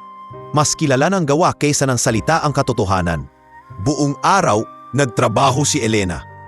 Naglinis siya ng hardin, tumulong sa kusina at tinuruan pa si Marco ng mga leksyon gamit ang mga librong nakalagay sa library ng mansyon. Sa bawat hakbang, ipinapakita niyang hindi siya pabigat, kundi may silbi at malasakit. Samantala, si Don Alejandro ay nananatiling naguguluhan. Alam niyang inosente si Elena, ngunit ang mga dokumentong dala ni Victoria ay gumugulo sa kanyang isipan. Gayunpaman, bawat araw na pinagmamasdan niya ang dalaga, dibigong muntong napupunta hangsa. Mas lalo siyang nakukumbinsi na hindi ito sinungaling. Nakita niya kung paano magpursige si Elena, kung paano niya mahalin at alagaan ang kapatid, at kung paano siyang tumayo ng buong tapang sa gitna ng panghuhusga. Isang gabi, tinawag niya si Elena sa kanyang opisina. "Elena," wika niya habang nakaupo sa harap ng kanyang mesa. "Alam kong mabigat ang pinagdadaanan mo. Maraming taong nagdududa sa iyo at hindi ko rin masisisi ang ilan. Ngunit gusto kong malaman mo, naniniwala ako sa iyo." Nanlaki ang mga mata ni Elena at halos mapaluha siya. "Ginoo, maraming salamat. Hindi ko alam kung paano ko ipapakita ang katotohanan. Pero sisikapin kong patunayan sa inyo na hindi ko kailanman niloko ang tiwala ninyo." Tinitigan siya ni Don Alejandro. "Hindi mo kailangang magpaliwanag araw-araw. Ang makita ko kung paano ka kumikilos, sapat na iyon. Pero tandaan mo, darating ang panahon na kailangan nating patunayan sa lahat ang totoo." Tumamo si Elena. "Haharapin ko po iyon, kahit gaano kahirap." Paglipas ng ilang araw, nagsimula ng magbago ang ihip ng hangin. Ang ilang kasambahay na dating nagdududa sa kanya ay unti-unti nang nakikita ang kanyang kasipagan at kabutihan. Nakikita nilang hindi siya palaasa. Sa halip, kusa siyang tumutulong at hindi natatakot madumisan ang kamay. "Alam mo, baka nga nagkamali tayo," bulong ng isa. "Hindi siya tulad ng inaakala natin. Magalang siya At mabait, hindi lahat ng pulubi ganoon. Sagot ng isa pa, habang dahan-dahang lumalambot ang tingin ng iba. Si Elena naman ay patuloy na iniisip kung paano mas mapapabuti ang buhay ni Marco. Tuwing gabi, tinuturuan niya ito ng pagbabasa at pagsusulat.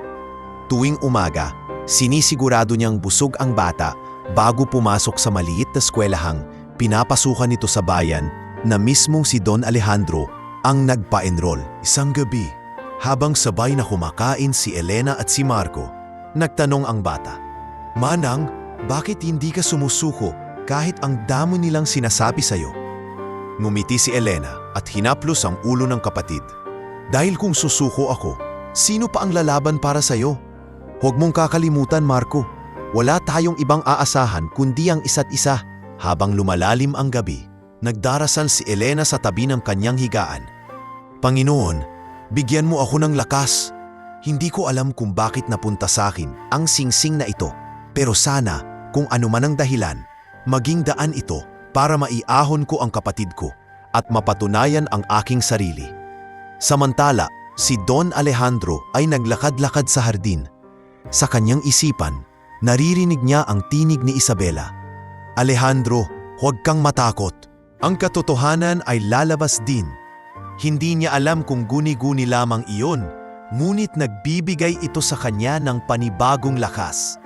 Sa sumunod na linggo, nagpasya si Don Alejandro na ipakilala si Elena at Marco sa ilang board members ng kanyang kumpanya. Alam niyang ito'y isang malaking hakbang at alam din niyang hindi ito magiging madali. Ngunit nais niyang ipakita na may tiwala siya sa dalaga. "Maghanda ka, Elena," wika niya. "Hindi lahat ng makikilala mo ay magiging mabait, pero ito na ang pagkakataon para ipakita mo sa kanila kung sino ka talaga." Kinabukasan, nakasuot si Elena ng simpleng damit na ibinigay ng isang mabait na kasambahay. Sa unang pagkakataon, hindi siya mukhang pulubi, kundi isang disenteng dalaga. Habang kasama niya si Marco, pumasok sila sa malaking opisina ng kumpanya. Pagharap nila sa board, ramdam ni Elena ang malamig na titig ng ilan. May mga nakakunot ang noo, may mga nagbubulungan. Ngunit sa halip na matakot, huminga siya ng malalim at ngumiti. "Magandang araw po. Ako si Elena. Hindi ko po alam kung anong iniisip ninyo tungkol sa akin, pero nais ko lang ipakita na handa akong tumulong at magtrabaho. Hindi po ako nandito para sirain ang pangalan ninyo, kundi para patunayan na kahit isang taong galing sa hirap, may lugar sa mundong ito kung pagbibigyan ng pagkakataon." Tahimik ang silid. Ang ilan ay nagulat, ang ilan ay tila nakumbinsi. Ngunit malinaw na sa simpleng pananalita ni Elena, may bahagyang pagbabago sa kanilang pananaw. Habang nakatayo si Elena sa harap ng mga makapangyarihang tao, ramdam niya na unti-unti siyang bumabangon mula sa panghuhusga. At sa kabila ng mga balakid na inilatag ni Victoria, mas lalo siyang nagiging matatag. Hindi pa tapos ang laban, ngunit ngayon, malinaw na handa siyang harapin ang lahat, para kay Marco, para sa sarili niya, at para sa tiwala ni Don Alejandro. Sa unang pagkakataon, ramdam niyang may lugar siya sa mundong dati ay ipinagkakait sa kanya.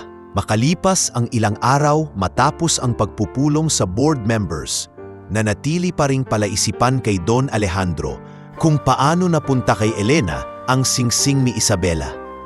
Kahit nagpakita na ng lakas at katapatan ang dalaga, hindi niya maiwasang mag-isip. Isang gabi, habang nasa kanyang silid at hawak-hawak ang kahon ng mga alahas ni Isabela, muling sumagi sa isip niya ang huling mga araw ng kanyang asawa. Naalala niya ang sandaling mahina na si Isabela at nakaratay sa kama. "Alejandro," wika nito noon, "kung sakaling wala na ako, siguraduhin mong ang mga alahas na ito ay mapupunta sa mga nangangailangan. Hindi ko nais na manatili lang sila dito sa aparador. Mas mabuti nang maging alaala sila ng kabutihang loob." Napapikit si Don Alejandro. Noon ay hindi niya gaanong binigyang pansin ang sinabi ng asawa, sapagkat abala siya sa pagluluksa at sa mga iniwang negosyo. Ngunit ngayon, malinaw na bumabalik sa kanyang alaala. Maari bang isa sa mga alahas na iyon ay napunta sa kamay ng isang batang kagaya ni Elena? Kinabukasan, ipinatawag niya si Attorney Ramirez. Ramirez, naaalala mo ba kung ano ang ginawa natin sa mga gamit ni Isabela matapos siyang pumanaw? Nag-isip ang abogado. Kung hindi ako nagkakamali, Alejandro, ipinadala natin ang ilan sa mga alahas niya sa isang charity foundation na sinusuportahan niya noon. Ngunit matapos ang ilang taon, nagsara ang foundation na iyon dahil sa kakulangan ng pondo. Hindi na natin nasubaybayan kung kanino napunta ang mga donasyon. Tumango si Don Alejandro. Tila ba unti-unti nang nagkakaroon ng linaw ang lahat. Ganoon, posible ngang napunta sa tambakan ang mga alahas. At isa roon ang singsing. Samantala, si Elena naman ay patuloy na nagpupursige sa loob ng mansyon. Mas lalo pa siyang naging aktibo sa pagtulong sa mga gawain. At sa bawat pagkakataon, ipinapakita niya ang kanyang kasipagan at malasakit. Ngunit hindi pa rin lubos na natatanggal ang bigat sa kanyang dibdib. Alam niyang hindi pa siya ganap na tanggap ng lahat. Isang hapon, tinawag siya ni Don Alejandro sa library ng mansyon. Nasa mesa ang ilang lumang dokumento at larawan ni Isabela. Elena, wika niya, gusto kong malaman mo ang isang bagay. Ang singsing na suot mo, hindi aksidente ang pinagmulan.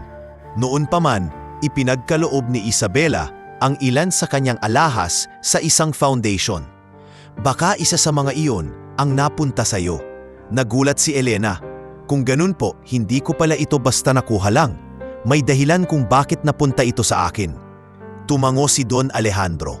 At sa tingin ko, may mas malalim pang kahulugan. Baka ito ang paraan ng asawa ko upang ipaalala sa akin na ang buhay ay dapat ipagpatuloy. Na may mga taong dapat kong alagaan, kagaya mo at ng kapatid mo. Napaluha si Elena at mahigpit na hinawakan ang singsing. Maraming salamat po, Ginoo. Hindi ko po alam kung bakit ako ang napiling makadampot nito. Pero ipinapangako ko, hindi ko sasayangin ang pagkakataon. Ngunit habang nagkakaroon ng kaliwanagan sa pagitan nila, si Victoria naman ay patuloy sa kanyang mga plano. Galit na galit siya nang marinig na unti-unti nang nagkakakulay ang tiwala ni Don Alejandro kay Elena. Hindi maaaring. Hindi ako papayag na isang hamak na pulubi ang pumalit sa lugar ni Isabela sa puso ni Alejandro. Sigaw niya habang nag-iisa sa kanyang silid. Muli siyang naghanap ng paraan upang siraan ang dalaga. Ngunit ngayong alam ni Don Alejandro ang pinagmulan ng singsing, hindi na magiging madali ang kanyang plano. Kaya't mas lalo siyang naging mapanganib. Samantala, sa kabila ng lahat, mas lalo pang lumapit ang loob ni Elena kay Don Alejandro. Madalas silang mag-usap sa hardin tuwing gabi. Hindi ko po alam kung paano ko kayo masusuklian, sabi ni Elena isang gabi habang nakatanaw sa mga bituin. Ang dami niyo pong ibinigay sa amin. Ngumiti si Don Alejandro. Elena, hindi mo kailangang magsukli. Ang presensya mo rito ay sapat na. Sa tagal ng panahon, ngayon ko lang muling naramdaman na hindi ako nag-iisa. Napahimik ang dalaga. Sa kanyang puso, nagsimula siyang makaramdam ng kakaibang ginhawa. Isang bagay na matagal nang ipinagkait sa kanya ng mundo.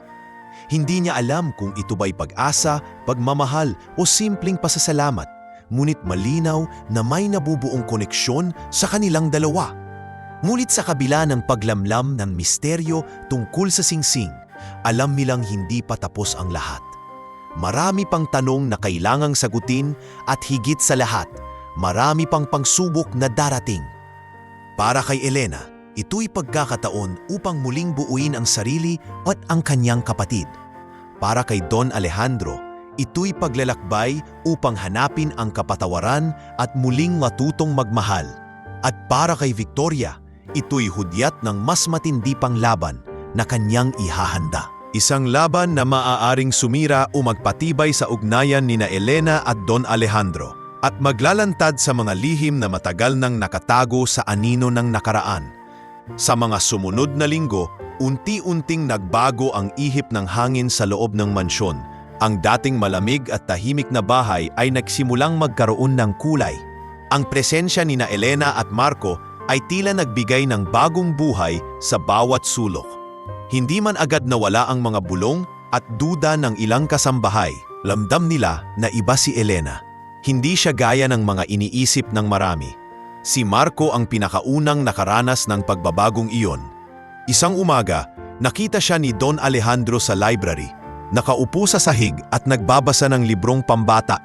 Nakatitig ito ng seryoso, pilit inuulit ang mga salita. Lumapit ang matanda at marahang tinanong, "Anong binabasa mo, iho?"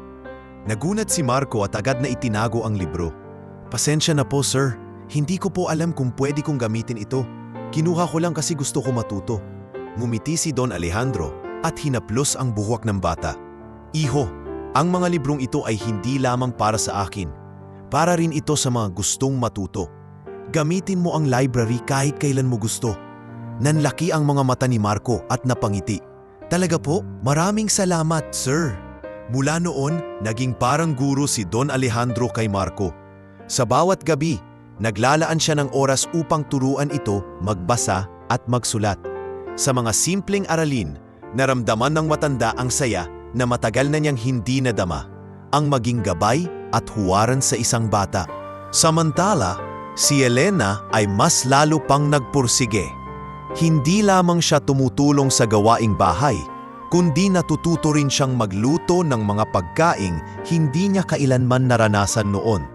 Tinuruan siya ng chef ng mansyon at tuwing gabi, nagsusubok siya ng mga bagong putahe para kay Marco at kay Don Alejandro. "Masarap," komento ni Don Alejandro isang gabi matapos tikman ang nilutong adobo ni Elena. Marahil kung nandito si Isabela, matutuwa siya na may isa pang taong may malasakit sa hapag na ito. Napayuko si Elena, pinipigil ang pagpatak ng luha. "Kung ganon po, mas lalo kong pagsisikapan. Gusto kong maramdaman ni Marco na hindi na kami laging gutom." Sa mga pagkakataong iyon, unti-unting lumalapit ang loob ni Don Alejandro kay Elena. Hindi dahil sa sinsing lamang, kundi dahil sa kanyang nakikita isang dalagang may pusong busilak, matatag sa kabila ng hirap at may pagmamahal na walang kapantay para sa kapatid. Ngunit hindi lamang si Don Alejandro ang nakapansin. Ang ilang kasambahay na dati nagdududa ay nagsimulang magbago ang pananaw. "Alam mo, hindi ko inakalang ganoon siya kasipag," bulong ng isa. "Hindi rin siya arogante.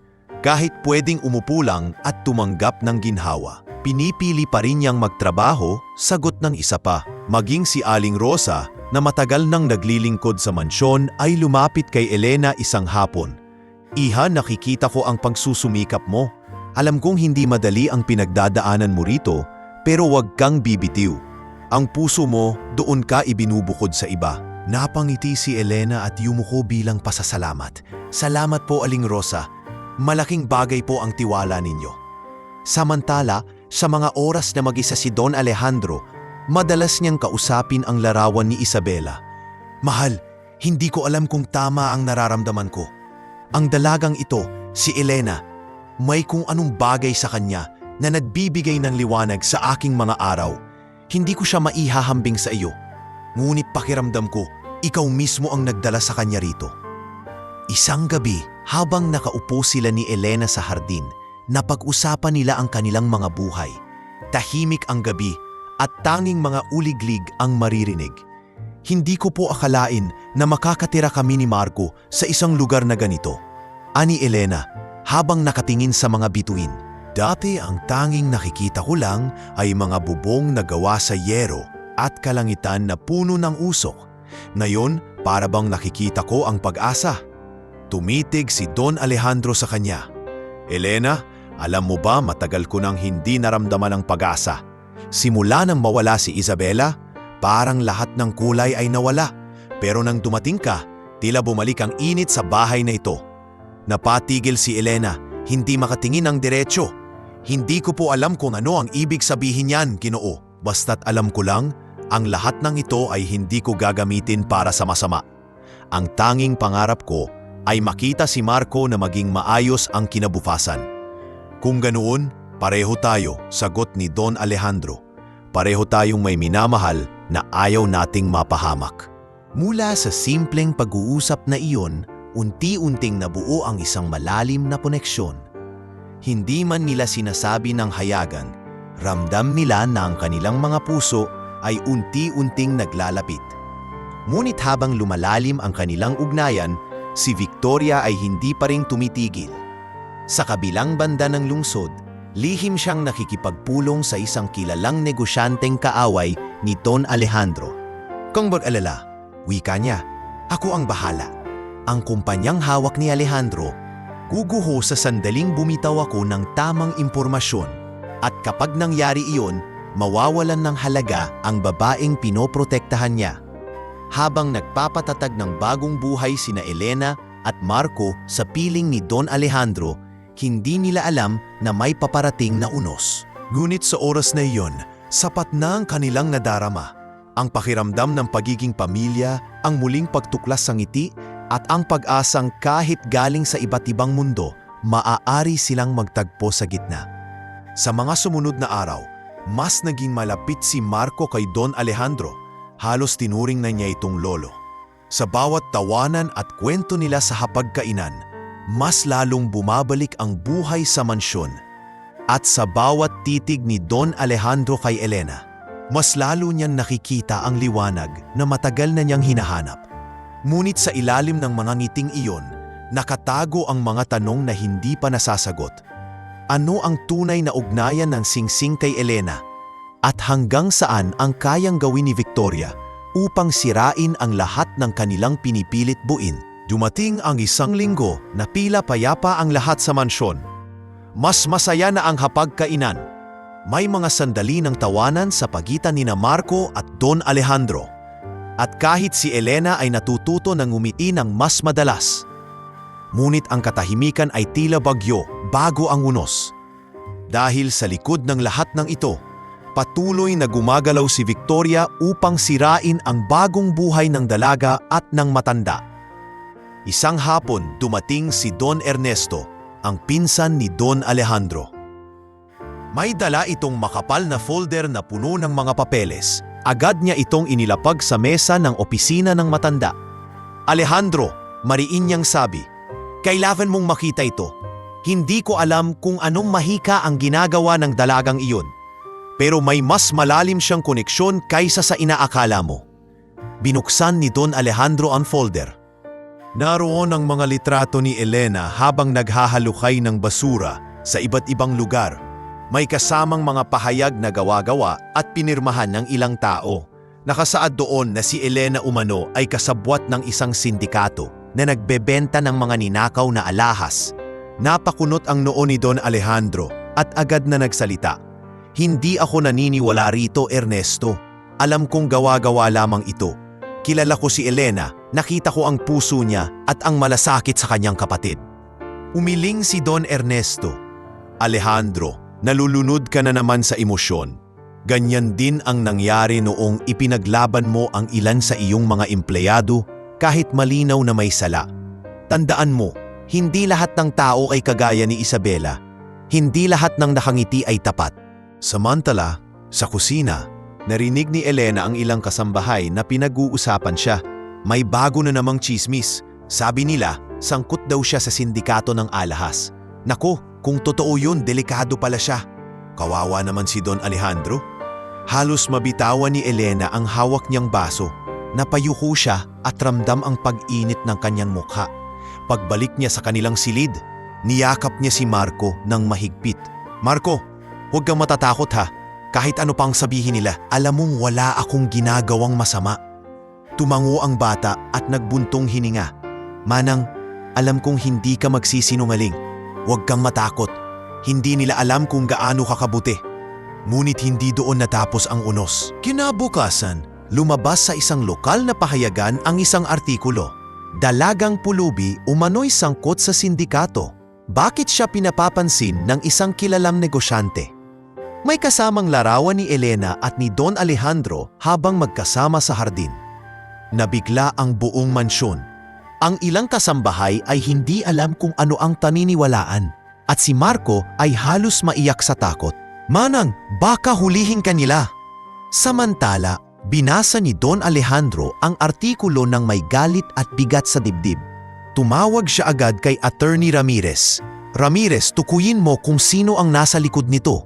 Kailangan nating linisin ang pangalan ni Elena. Ngunit kahit anong paliwanag niya, hindi nawala ang pagdududa ng ilan. Sa isang ulong ng kanyang mga kaibigan at business partners, harap-harapan siyang tinanong ni Mr. Si Alejandro, sigurado ka bang tama ang ginagawa mo? Hindi maganda sa imahe ng kumpanya na makitang may kasamang sangkot sa ganitong usapin.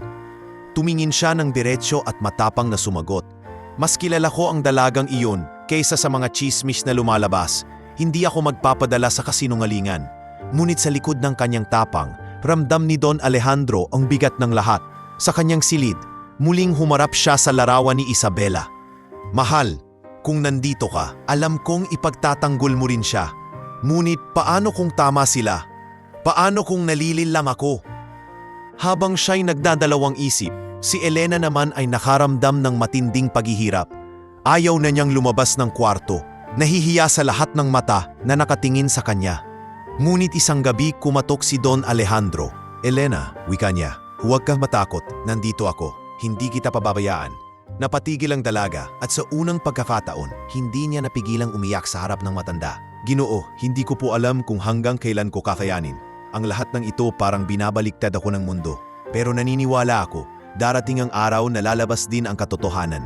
Hinawakan ni Don Alejandro ang kanyang balikat at mariing nagsabi, at sa araw na iyon, makakasama mo ako. Lalaban tayo. Ngunit sa kabilang banda, patuloy si Victoria sa kanyang mga pafana. Habang nakaupo siya sa isang mamahaling restaurant, nakikipagkita siya sa negosyanteng kaaway ni Don Alejandro. Maghintay ka lang, sabi niya. Sa susunod na hakbang ko, hindi lamang pangalan ni Elena ang masisira, kundi pati ang buong pagkatao ni Alejandro. Ang unos na bumabalot ngayon sa kanilang buhay ay hindi pa nagtatapos. Sa halip, mas lalo itong lumalakas, handang lamunin ang bagong ugnayan at tiwala na unti-unti nilang pinubuo. Ngunit sa gitna ng bagyo, malinaw ang isa. Hindi basta-basta susuko si Elena at hindi basta-basta bibitaw si Don Alejandro. Sapagkat sa bawat pagsubok, mas lalo silang tumitibay. Kahit alam nilang mas marami pang darating na hamon. Hindi pa man humuhupa ang unos ng mga chismis laban kay Elena. Dumating ang mas mabigat na hamon. Isang umaga, 2 pulis ang dumating sa mansyon. May dala silang dokumento at mariing sinabi sa kwardya, nandito kami upang imbestigahan ang isang kaso ng nakawan ng alahas. Kailangan naming makausap ang dalagang nagngangalang Elena. Agad na kumalat ang balita sa buong mansyon. Ang mga kasambahay ay nagtipon-tipon sa pasilyo. Ang ilan ay bulong ng bulong, ang iba na may hayagang nagpakita ng pangungutya. Ayan na nga ba? Totoo pala ang sinasabi ng mga balita, ani ng isa. Sabi ko na, may tinatago yang babae. Nang makarating ang balita kay Elena, halos hindi siya makahinga. Nanginginig ang kanyang mga kamay habang hinahawakan si Marco. Manang, huhulihin ka ba nila? Tanong ng bata, takot na takot. Pinilit ni Elena ng umiti. Bagamat nangingilid ang luha sa kanyang mga mata. Huwag kang matakot, Marco. Wala akong ginagawang masama. Kung magpaliwanag ako, may iintindihan din nila. Ngunit hindi ganon kadali. Nang harapin niya ang mga pulis, ipinaliwanag ng isa sa kanila, may nakapagsabi na ikaw raw ang huling nakitang may hawak ng isang nawawalang kwintas na kabilang sa koleksyon ng mga ninakaw na alahas. Kailangan mong sumama sa amin para magbigay ng pahayag. Bago pa makasagot si Elena, biglang sumingit si Don Alejandro. Sandali lang. Ako si Don Alejandro at ako ang may pananagutan sa dalagang ito. Hindi siya aalis dito ng walang abogado at malinaw na ebidensya laban sa kanya. Ang alam ko, puro kasinungalingan ang pinapalabas laban sa kanya. Nagkatinginan ang mga pulis. Kung ganon, maaari po siyang manatili rito pansamantala. Ngunit kailangan naming ibalik ang imbitasyon kapag tumuloy ang kaso. Sa hapon ding iyon, tinawag ni Don Alejandro si Attorney Ramirez. Ramirez, kailangan kong linisin ang pangalan ni Elena. Kahit ano pa ang gawin ng mga taong nasa likod nito, hindi ko hahayaang sirain siya. Ikaw na ang bahala sa legal na aspeto. Tumango ang abogado. Alejandro, gagawin ko ang lahat. Ngunit kailangan nating mag-ingat. Kung ang pinsan mong si Victoria ang nasa likod nito, tiyak na hindi siya titigil hanggat hindi niya naupuha ang gusto niya. Samantala, si Elena ay nanatiling tahimik sa kanyang silid. Si Marco ay nakahiga sa tabi niya. Mahigpit siyang niyayakap. Manan, huwag kang susuko. Nandito ako. At nandito si Sir Alejandro. Napaluha si Elena. Hindi ko alam kung bakit ang dami nilang galit sa akin, Marco. Wala naman akong ginagawang masama. Pero kailangan nating maging matatag. Dahil kung bibigay ako, ikaw ang mawawalan. Kinabukasan, dumalo si Don Alejandro sa isang pagtitipon kasama ang ilang business partners. Hindi niya ito pwedeng iwasan, kahit alam niyang magiging mabigat. Sa gitna ng pagpupulong, harap-harapan siyang tinanong ng isa. Alejandro, bakit mo pa ring pinoprotektahan ang dalagang iyon? Hindi ba't malinaw na siya ay may kaugnayan sa mga nawawalang alahas? Tumayo si Don Alejandro at mariing nagsalita. Narito ako, hindi para patunayan ang mga kasinungalingan, kundi para ipaalala na ang isang pangalan ay hindi dapat husgahan ng walang katotohanan. Kilala ko si Elena. Nakita ko ang kanyang sipag, malasakit at katapatan. Hindi siya magnanakaw. At kung sino man ang nasa likod ng paninira, siya ang dapat nating tutukan. Tahimik ang lahat. Ang ilan ay napayuko, ang ilan naman ay nagbulungan. Ngunit malinaw na ipinakita ni Don Alejandro ang kanyang paninindigan. Samantala, sa bahay ni Victoria, abala siyang nakikipag-usap sa isang lalaki na may suot na itim na Amerikana. Nagpadala na ng mga pulis, sabi ng lalaki. Ngunit hindi pa rin natitinag si Alejandro. Tila lalo pang tumitibay ang loob niya para sa dalaga. Mumisi si Victoria. Kung ganoon, kailangan kong dagdagan ang apoy. Hindi sapat na siraan lang si Elena. Kailangan kong sirain ang tiwala ni Alejandro sa kanya. Kinagabihan, habang naglalakad si Elena sa hardin upang magpahinga, lumapit si Don Alejandro. Elena, paano mo nagagawang manatiling matatag? Sa lahat ng paratang at panguhusga, hindi kita nakitang sumuko. Tumingin si Elena sa kanya at sa unang pagkakataon, nagsalita ng buong tapang. Ginoo, dahil wala akong kasalanan, ang tanging iniisip ko ay si Marco. Kung bibigay ako, paano na siya?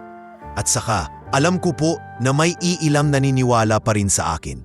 Kayo ang isa sa kanila. At iyon ang dahilan kung bakit hindi ko kayang sumuko. Napatingin si Don Alejandro sa dalaga. Sa kanyang puso, ramdam niyang totoo ang bawat salita nito. At higit pa roon, ramdam niyang may natatagong lakas si Elena na kayang bumangon laban sa lahat ng unos. Ngunit habang tumitibay ang kanilang ugnayan, mas lalo ring nagiging desperado si Victoria.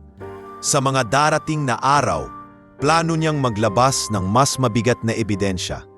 Isang kasinungalingang maaring tuluyang makapagpabagsak kay Elena at makapagwasak sa tiwala ni Don Alejandro. Sa gabing iyon, habang nakatingin si Elena sa bituin, mahigpit niyang hinawatan ang singsing sa kanyang daliri. Kung totoo ngang may dahilan kung bakit napunta ka sa akin, bulong niya, sana tulungan mo akong lumaban. Dahil ang laban na ito, hindi lang para sa akin, kundi para sa kinabukasan ng kapatid ko at sa tiwalang ibinigay sa akin ni Don Alejandro.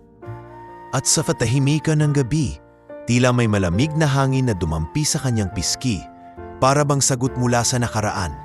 Isang paalala na ang katotohanan, gaano man itago, ay laging lumalabas sa tamang panahon.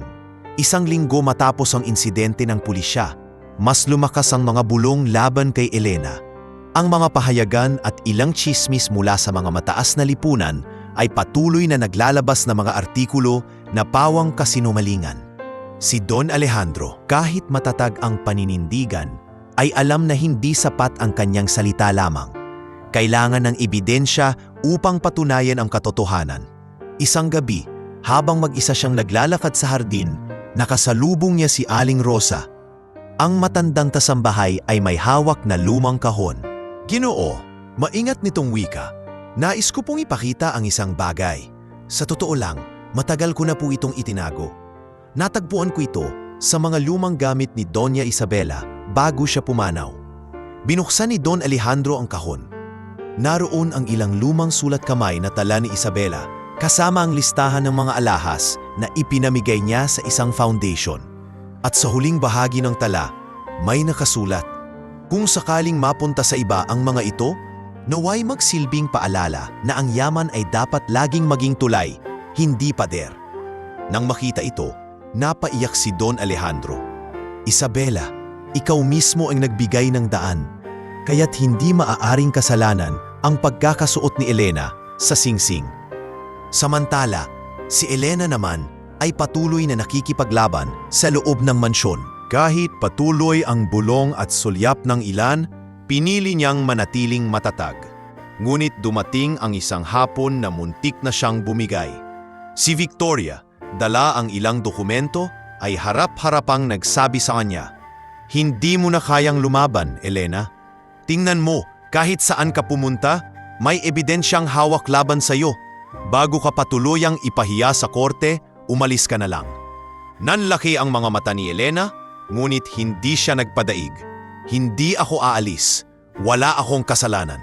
At kahit ilang peking ebidensya ang ipakita mo, darating ang araw na mabubunyag ang totoo." Umiling si Victoria at ngumisi. "Mas lalo kang mapapahamak sa katigasan ng ulo mo." Ngunit sa parehong araw, dumating si Attorney Ramirez dala ang balita. "Alejandro," aniya, "natuklasan namin na ang mga dokumentong ipinakita laban kay Elena ay gawa-gawa lamang. May mga peking pirma at selyo na hindi tumutugma sa opisyal na tala ng pulisya. Isa itong malaking paninira." Nang marinig yon ni Don Alejandro, agad niyang tinawag si Elena. "Elena, nais kong malaman mo, malinis ang pangalan mo. May ebidensya na kami upang ipakita na lahat ng ipinaparatang sayo ay kasinungalingan." Napatakbo si Marco at mahigpit na niyakap ang kanyang ate. "Sabi ko sa iyo, manang, lalabas din ang katotohanan." Ngunit hindi natapos doon ang laban. Kinabukasan, nagpasya si Don Alejandro na iharap sa publiko ang ebidensya. Sa isang pulong na dinaluhan ng kanyang mga asosyo, pamilya at maging ng ilang mamamahayag, tumayo siya at ipinakita ang mga tala ni Isabela at ang pagsusuri ng abogado. "Mga Ginoo at ginang, mariin niyang pahayag. Ang dalagang si Elena ay hindi magnanakaw, hindi kasabwat ng sindikato. Siya ay biktima ng paninira. Narito ang katotohanan. Ang singsing na kanyang suot ay bahagi ng mga alahas na kusa at buong pusong ipinamigay ni Isabela sa mga nangangailangan. Kung napunta ito kay Elena, ito'y hindi aksidente, kundi pagpapala." Tahimik ang silid. Maraming napatingin kay Elena at ang ilan ay nahihiya sa kanilang mga naunang paghusga. Ngunit hindi nagtagal, tumayo si Victoria, galit na dalit. "Kasinungalingan! Hindi ninyo ako maloloko. Kahit anong ebidensya, hindi nito mababago ang katotohanan na siya ay isang pulubi at wala siyang karapatan dito." Mariing tumugon si Don Alejandro. "Victoria, tama na. Alam kong ikaw ang nasa likod ng lahat ng ito. Ang mga peking dokumento, ang mga chismis, lahat ay galing sa iyo. At ngayon, narito ang ebidensya na hindi na pwedeng itago." Napatigil ang lahat. Ang mukha ni Victoria ay namutla, ngunit mabilis din itong bumawi. "Kung iyan ang iniisip mo, Alejandro, sige, ngunit tandaan mo, kapag pinili mo ang isang tulad niya kaysa sa sarili mong pamilya, ikaw ang mawawalan." Ag-alis ni Victoria sa silid, malinaw na nag-iwan siya ng banta. Ngunit sa halip na matakot, mas lalo pang lumakas ang loob nina Elena at Don Alejandro. Kinagabihan, magkasama silang tatlo, si Elena, si Marco at si Don Alejandro, sa hapagkainan. Tahimik silang kumakain, ngunit may kakaibang kapayapaan sa kanilang mga mukha. "Manang," bulong ni Marco, "tapos na ba ang lahat? Wala na bang maninira sa atin?" Hinaplos ni Elena ang buhok ng kapatid. "Siguro hindi pa, Marco, pero isang bagay ang sigurado. Hindi na tayo nag-iisa. Mayroon tayong taong handang lumaban para sa atin." Napatingin siya kay Don Alejandro at sa kanilang mga mata. May kapwa-tiwala at pag-asa. Hindi nila alam kung ano pa ang mga susunod na pagsubok. Ngunit malinaw na natutunan na nilang lumaban, hindi lang para sa sarili, kundi para sa isa't isa. At sa katahimikan ng gabi, muling hinawakan ni Elena ang singsing. Sa kanyang puso, naramdaman niya na hindi lamang ito isang palatandaan ng nakaraan, kundi isang simbolo ng bagong kinabukasan na kanilang sabay-sabay haharapin.